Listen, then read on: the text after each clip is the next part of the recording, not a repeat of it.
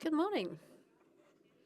I am here on behalf of my colleague, Dr. Yvette Wolfard, who's unfortunately ill. She was involved in the VITIFIT project right from the start. Let me just start by giving you some results from strategic experiments that were carried out at Geisenheim. And I also have some data here. To surprise you with. So that's another slight change of the program. So we are here in area A of the VITIFIT project, I'm sure you know. On the whole, strategies for the reduction of copper were tested in 6 different wine-growing areas. And I'm going to present the results from our experiments in the Rheingau in Geisenheim. This is a vineyard that is cultivated according to EcoVin standard and the EU directive. We use organic viticulture standards throughout. And we also use a moderate defoliation after flowering. We have approximately half of a hectare. It's a Riesling and 5C. Was planted in 2008. This is a typical trellis and 4 different repetitions and 8 experimental sections. And we used the tunnel spray device for application. And in 2021, as an exception, we used Q caps and an extract in 2021. So this generally includes the inoculation during the second half of May. This depends a little bit from season to season as far as the exact date is concerned. You can see the dates here on the right. And we did not carry out inoculation in 2024 due to frost damage.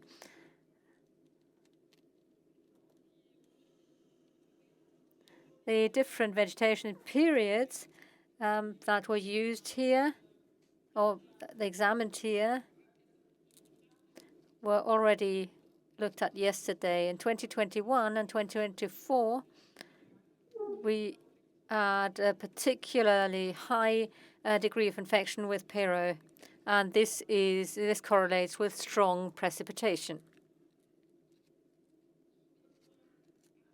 So our 8 strands of the experiment, and there was also 1 control strand without application, where we just did a basic coverage with grid, sulfur, and Vitizan, and also some wet sit. And even though in 2024 we just used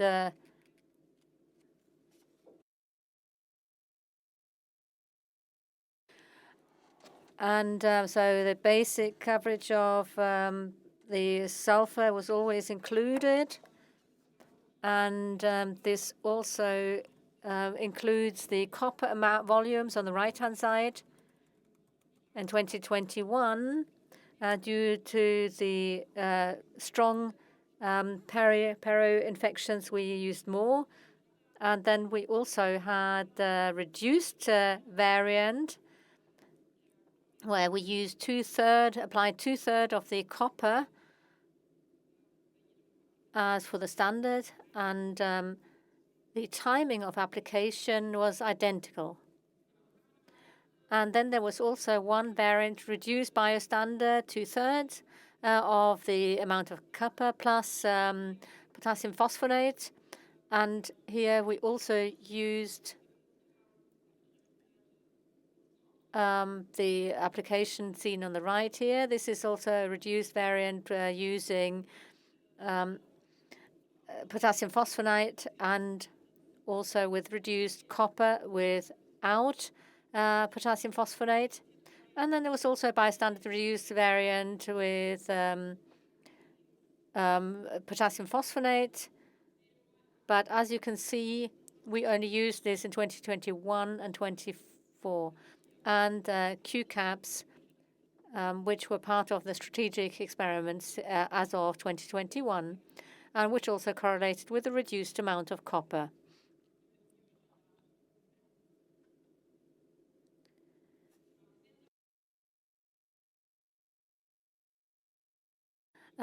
This, you can see that here quite early in the season, before flowering, the copper was applied.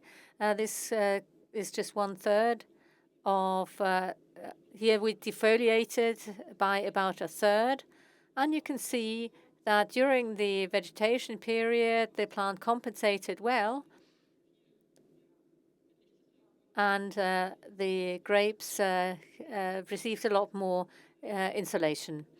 And this is the application of the of UVC in our plot number 7, which we used in 2021 and 22,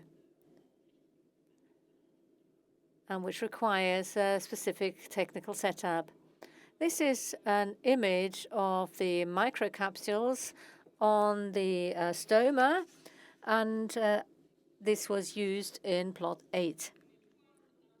The assessment was carried out according to the Eco Directive, both on the leaves and on the grapes. And now if we look at the description of the vegetarian period 2020 in Geisenheim, the artificial inoculation took place here. And this led to some secondary infection, but in general, the amount of infection was relatively low with Pero. And there was low precipitation and a relatively high average temperature.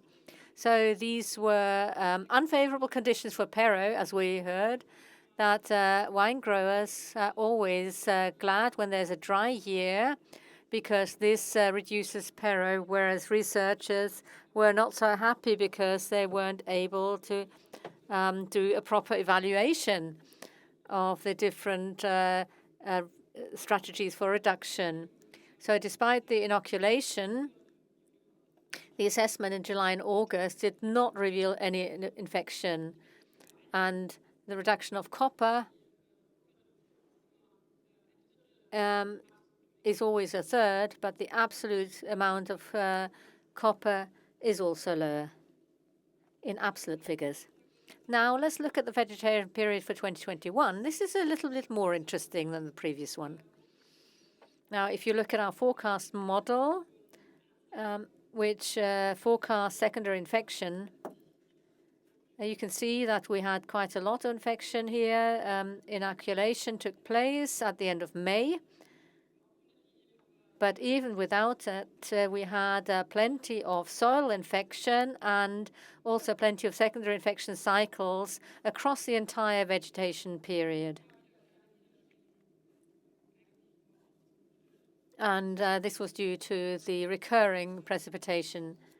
And so both on the leaves and on the grapes, we saw a considerable infestation from mid-June, so relatively low in the vegetation cycle, with very visible Pero infection.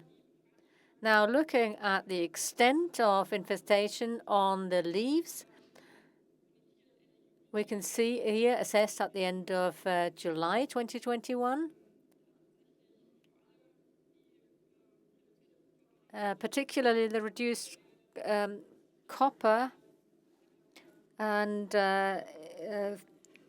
potassium phosphonate was used, and as well as the strategy of 2 kilograms of copper, potassium phosphonate, and defoliation.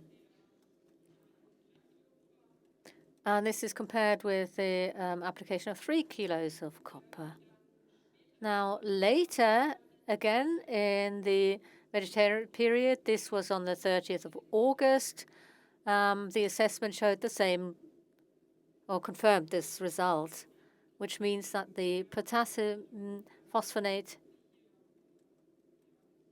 had a positive effect on infestation levels. And now let's take a look at the grapes. On the 22nd of June, we saw a good effect of potassium phosphonate and Q-caps, which were just as favorable as the 2 kilos of copper. This was on the inflorescence at the end of June.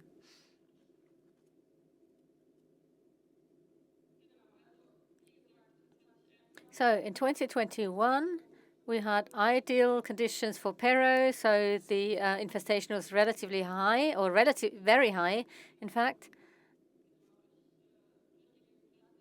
And the leaf wetness throughout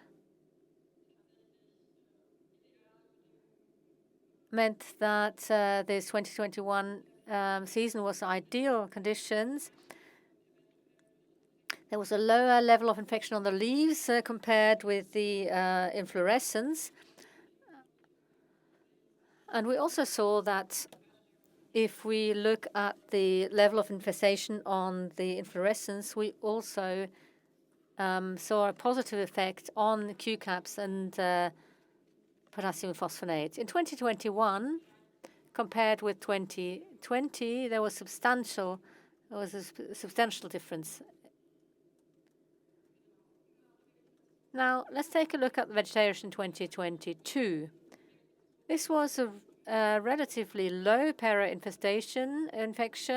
There had been inoculation and another soil infection later in the season, but we were not able to find any substantial Pero infestation. So this made it a relatively uninteresting evaluation for us. We carried out assessments, but basically the result was 0.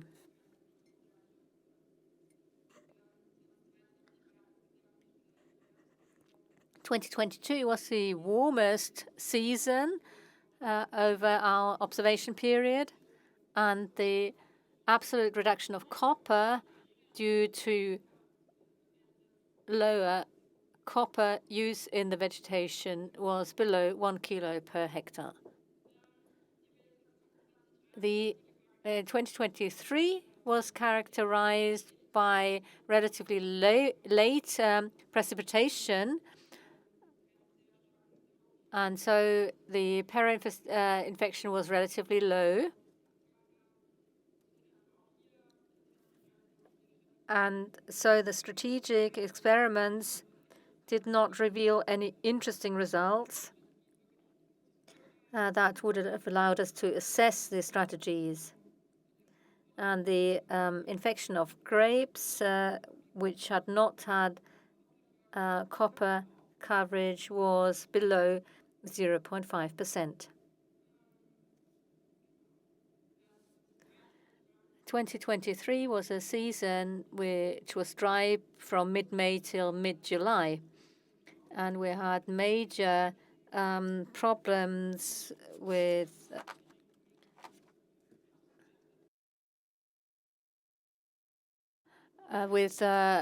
grapes. So here, as far as the infection is concerned, we can see various effects within the cycle. And in 2024, we did not inoculate due to frost damage.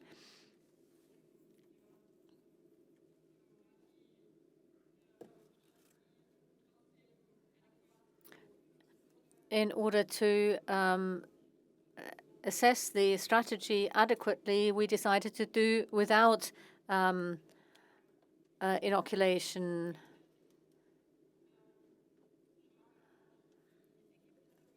So here are the results of the final assessment of the leaves.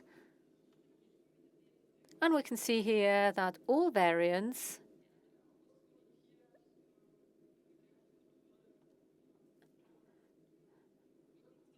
showed a good effect at the end of August. And only the copper variant that year made a little bit of difference, although we did not use copper from a certain point, but just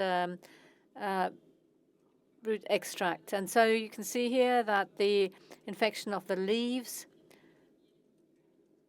does not show a significant difference on the leaves. Here are some images from 2024. On the left-hand side, the control without any pero coverage, and on the right-hand side, the 2 kilo QCAPS variant, which looks much healthier at first glance. And now onto the grapes. The results from 2024 show that the defoliation showed good effectiveness, irrespective of whether we used potassium carbonate or not. And so defoliation seemed to have the major effect that year. This may be used to due to the fact that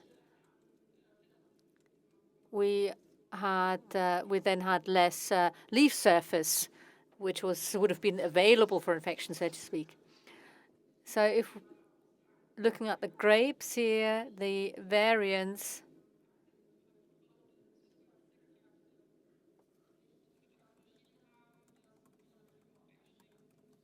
apart from the controls and the licorice extract, there was not much difference. But if we now look at the yields, and we cannot see any correlation between the infection on the grapes and the yields.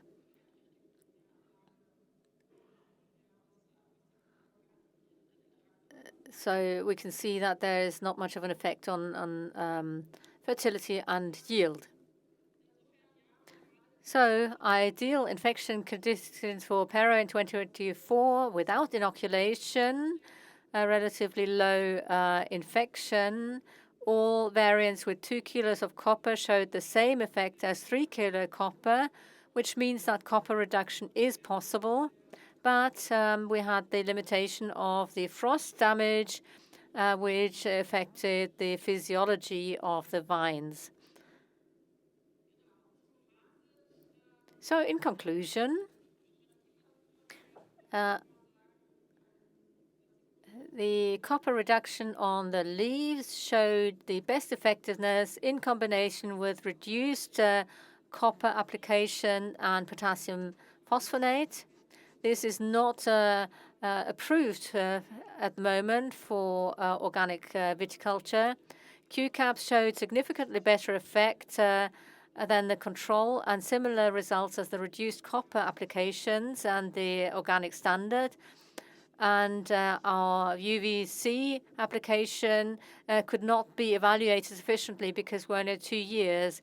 And as far as the copper reduction on grapes is concerned, the best effectiveness is in combination with a reduced copper application and potassium phosphonate and QCAPS. And we just heard that QCAPS apparently have a particularly positive effect for the grapes, and the positive effect of defoliation before flowering was also described.